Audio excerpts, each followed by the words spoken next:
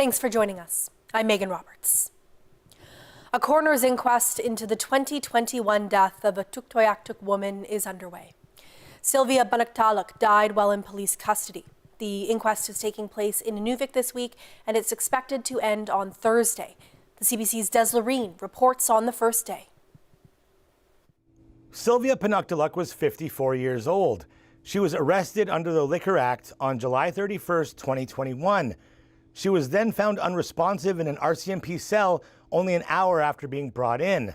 She was then brought to the nursing station where she was pronounced dead a half hour later. The coroner's inquest into her death started today in Inuvik. A jury of 6 Inuvik residents were chosen because of the large amount of family and friends in her home community.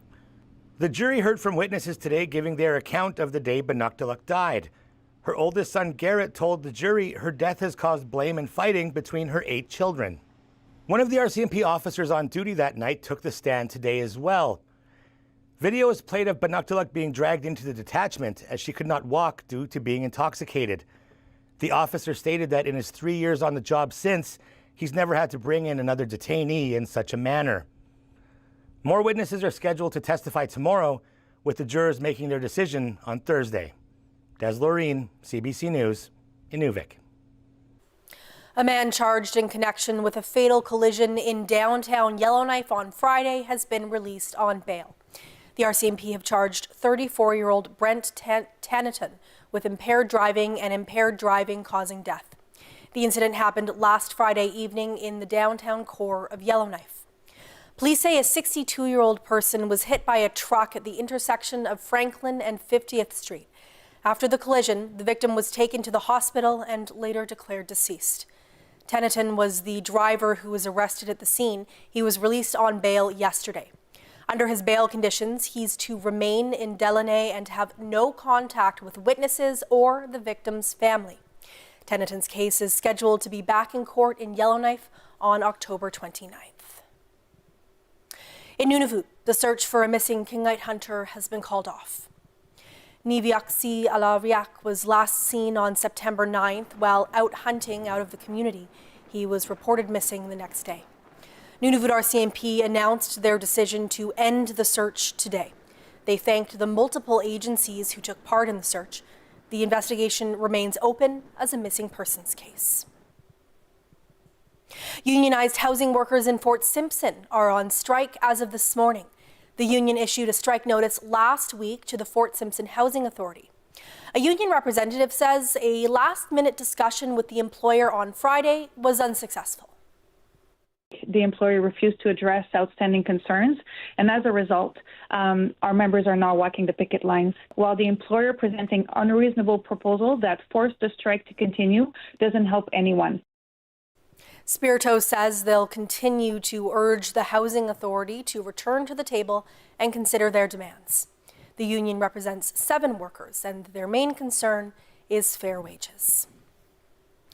The federal government will provide $500 million towards implementing Inuit-led child and family services in the Northwest Territories. Prime Minister Justin Trudeau signed the funding agreement yesterday alongside the Northwest Territories government and the Inuvialuit Regional Corporation. The federal government will provide more than $500 million over the next decade, and the GNWT will contribute more than $200,000 annually. The Inuvialuit are the first Inuit group to develop their own child and family services under Bill C-92. That bill affirms Indigenous peoples' jurisdiction over child and family services. Trudeau spoke about the bill and the new agreement in Inuvik.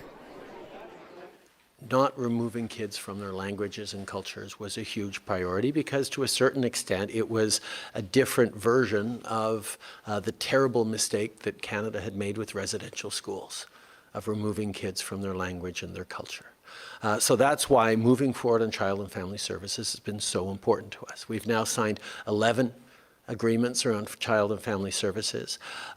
There's still a lot of work to do, and one of the things I'm really pleased with this one is that it did go with an agreement with the government of the Northwest Territories to be partners in this. And that's not something we see across the country. Indeed, there are provincial governments who are fighting the federal government's desire to give back control of kids at risk to communities and to Indigenous nations. That's something there's still work to do. So I'm hoping that this agreement is going to be able to be held up as part of the path forward. Dwayne Smith is the chair and CEO of the Inuvialuit Regional Corporation.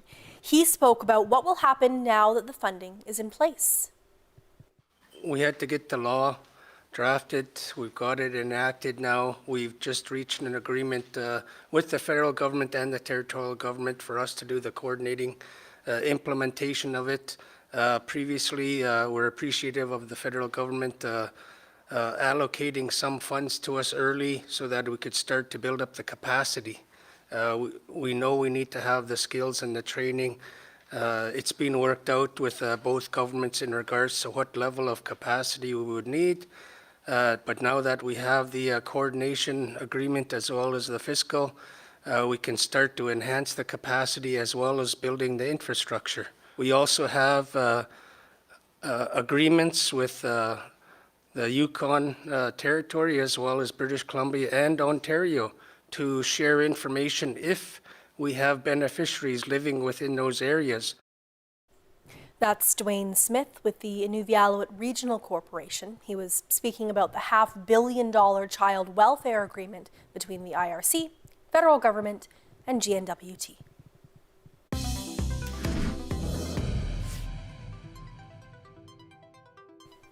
Iqaluit has a new nonprofit aimed at keeping toddlers active. It's meant to help fill a gap in recreation services for that age range. The project is being spearheaded by the Iqaluit Kids Club. Its first program, a drop-in playgroup for toddlers, begins this month at Nakashuk School. Maya Jalali is the founder of the club.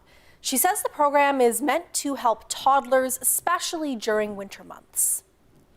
Provide them educational programs. You know, I don't want my kids sitting in front of the TV all day long. And so that's what we're trying to address. So programs for this group age tends to be lacking. And we're hoping that we can be one of the solutions. The drop-in playgroup will happen every weekend, starting sometime later this month. Yellowknife's College Nordique has reached a significant milestone. It can now grant diplomas. College Nordique is the only French language post-secondary institution in the North. With the new accreditation, the school is preparing to offer programs like business administration and public relations, and it plans to tailor those programs to the North. Hoping to be able to offer opportunities for people that speak French in the North to get training here without necessarily having down South, even if it's not the entire journey, but that they can do some of it here or get at least some of it recognized before they go down South so we can facilitate that transition. Arsenault says the new accreditation also means students will now be eligible for student financial aid. The college plans to open registration for the new programs by early spring 2025, and then classes are set to begin in September of that year. Fort Smith's municipal election will be held on October 21st. The mayoral race will see incumbent Fred Daniels running against Councillor Dana Ferguson.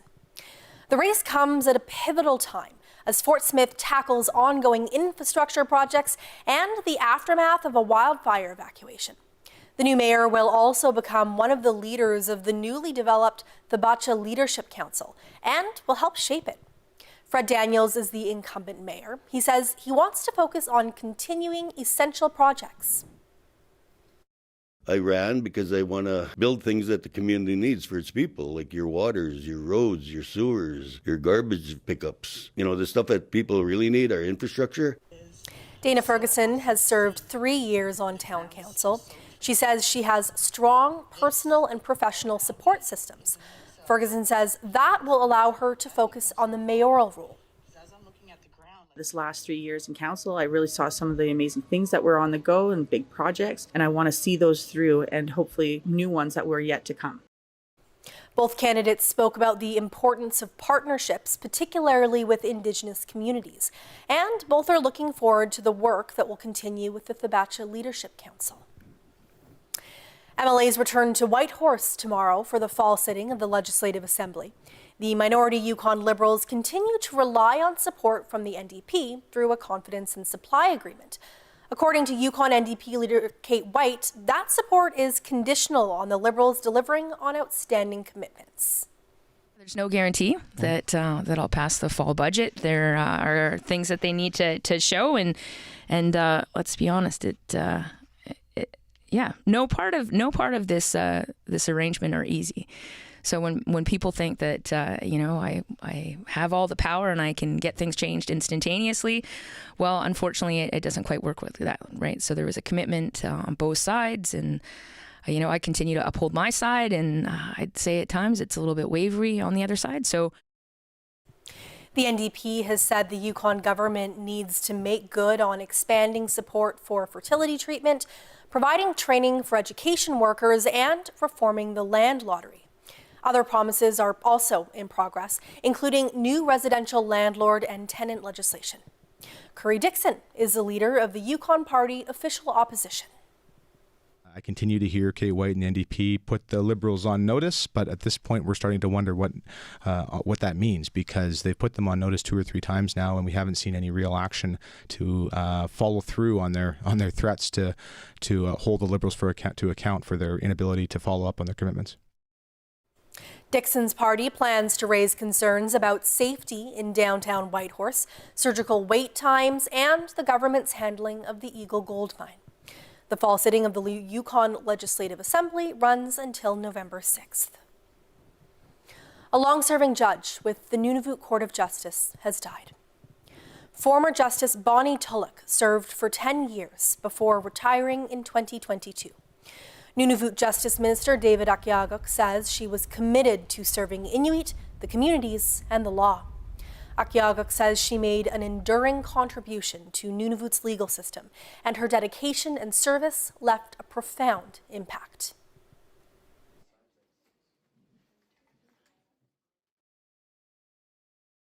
He was completely unaccountable.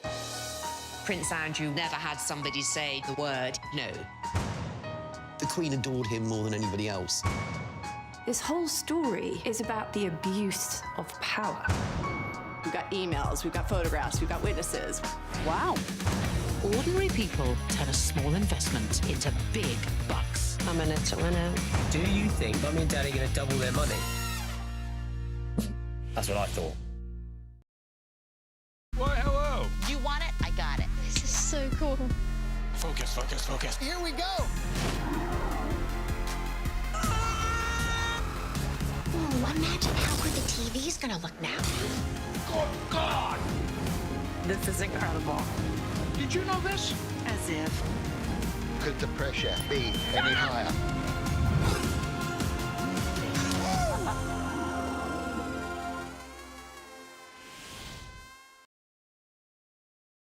Every week, the issues that matter to Canadians. Cost of living hurts everybody. Connecting politics to people. Win, win, win. We are not going back. Sundays, join me for Rosemary Barton Live. It makes sense that they get a larger share, or does it? Welcome to the Greenbelt. All of this, just single detached homes? Yes. What do we know? I think we can explain. About that with Andrew Chang. Watch free on CBC Gem. It's got to come from the heart. I will cry. You're so together. How much more connected do you want to be? See you there.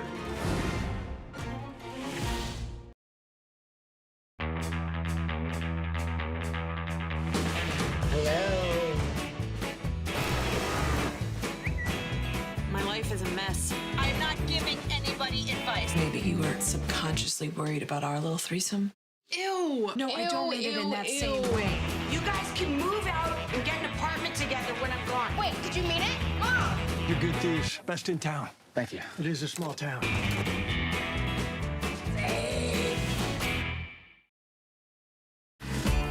Guess what? Pinch me. Ooh. Yes!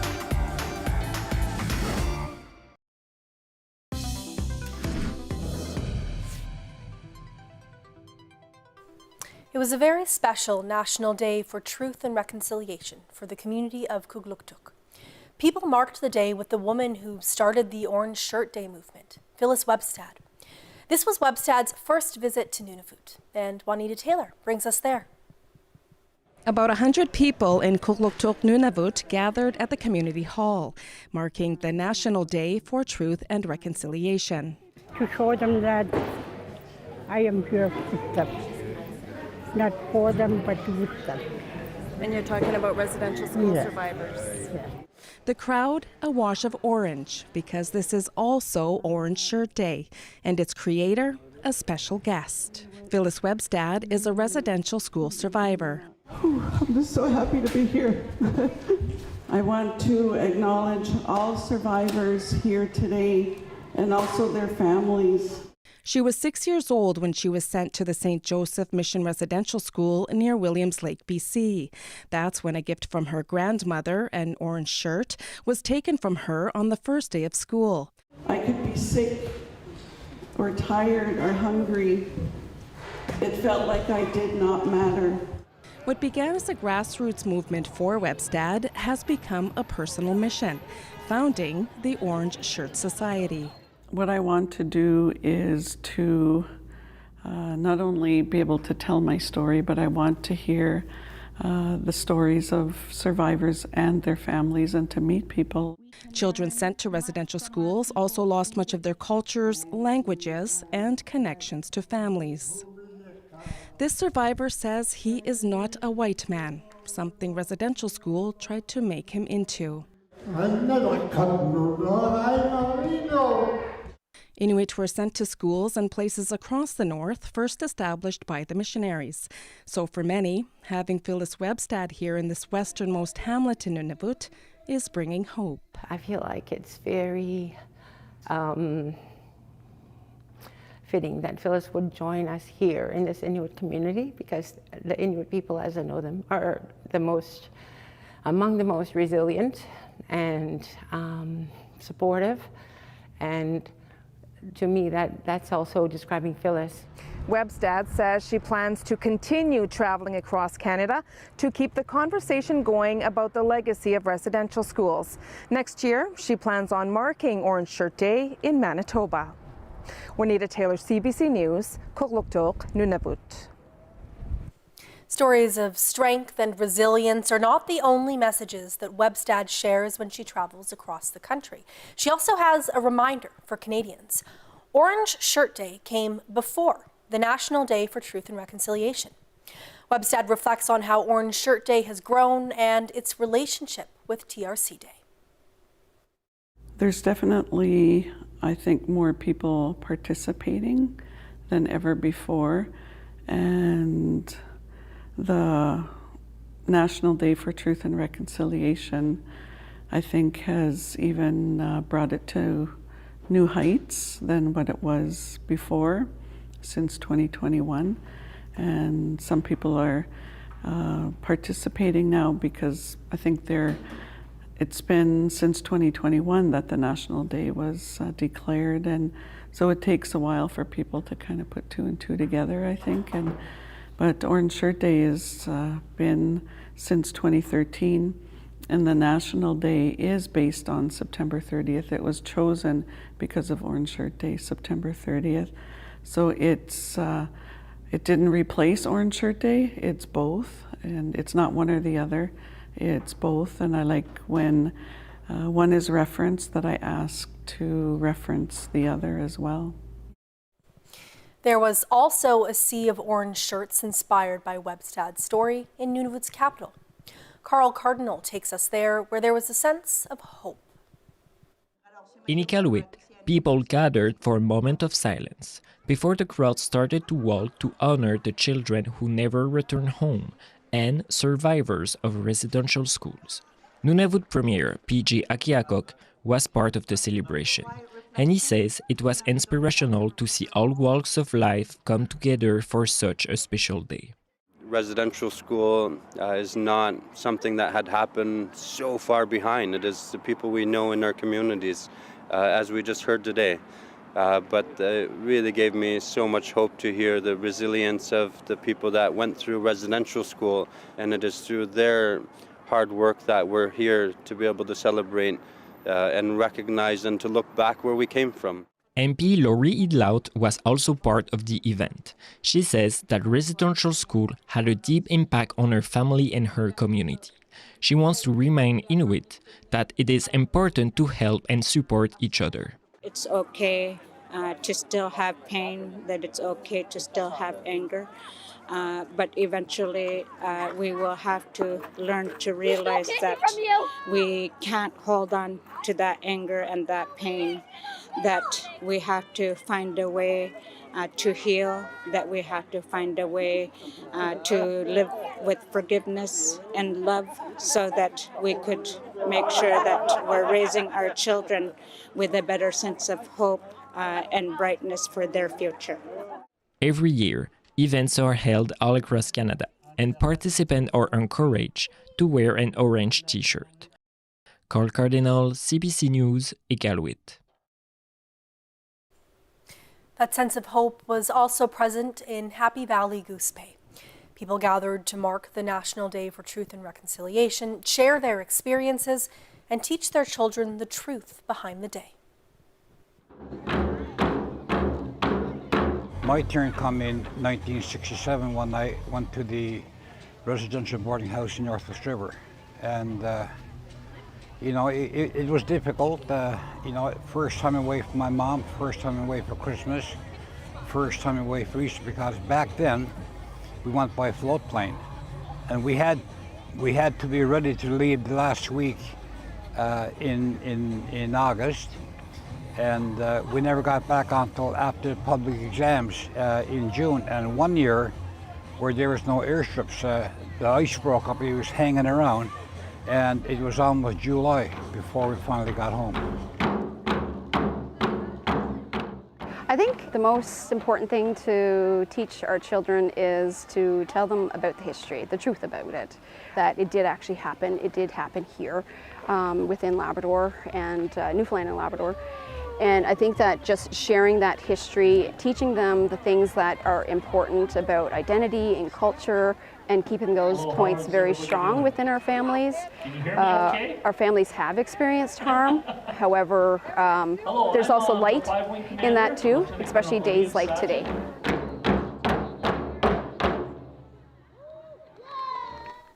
Support is available for anyone affected by residential schools.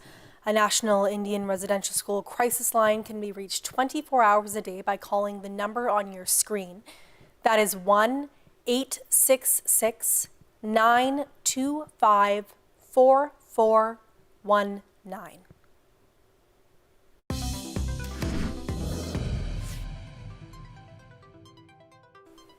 The Yukon government has chosen a site for the new École Whitehorse Elementary School. It'll be built in the city's Takini neighborhood, and the new facility will replace the existing school, which was built in the 1950s. Cheryl Kawaja brings us the latest. The new École Whitehorse Elementary will go here on these ball diamonds. It will be just meters away from Takini Elementary. Once built, it will be the newest school next to one of the oldest. The exact location of the new facility is the latest step. Plans for the new school were first announced 2 years ago. The government also says the two schools will share a new sports field. The existing Whitehorse Elementary French Immersion School was built in the 1950s. We're committed to providing every child with the best possible education, and this new facility will help us do just that. But Whitehorse Elementary isn't the only aging facility of its vintage. It's just one of many in need of replacement. And into the future, we recognize that we have a lot of work to do to bring all of our schools up to the standards that we want to have for all of our children in the Yukon. We are absolutely in a state of catching up to where it should be. The government says planning should have started decades ago. But there are at least 4 or 5 schools in Whitehorse that will require attention in the short to medium term. There are still many details to be worked out, like the exact design of the school. And for parents and nearby residents, there are questions too. Some ball players wonder about losing the fields, but the government says it will work with Softball Yukon to find solutions. And there's concerns about traffic. Cramming it onto a site with another school is, I think, unfortunate for the kids. I wonder how that's all going to work with parking, and it's already really congested in there because WCC is also on that route and college. And I feel like there will be a lot of traffic, and how are they going to manage that, I guess, would be my question. So there needs to definitely be some thought. Plus the speed on Rage Road, people are going like crazy. The government says part of the next step will include a comprehensive traffic impact study. Meanwhile, there is still no timeline for construction to begin. Cheryl Kawaja, CBC News, Whitehorse.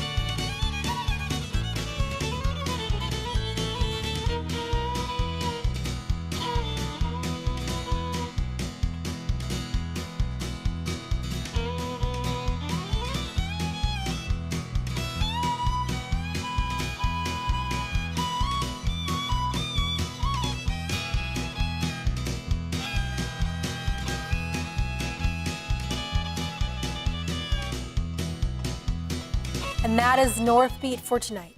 For news anytime, go to cbc.ca/north. Thank you for watching. We leave you with more from Iqaluit's Truth and Reconciliation Day event.